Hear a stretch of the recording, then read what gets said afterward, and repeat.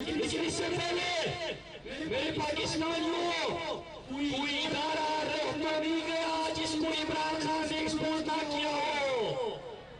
तमाम इदारे एक्सपोज हो गए, तमाम किरदार एक्सपोज हो गए, और इलेक्शन कमिश्नर ने और इलेक्शन कमीशन ने जो फैसला दिया उससे तो एक चीज ये साबित हुई कि तमाम ताकतों ने पूरा जोर लगाया, लेकिन तहरीक इंसाफ वाहिद जुबान साबित हुई जो आपकी और ओवरसीज पाकिस्तानियों के फंडिंग से चलती है, ताकत से चलती है।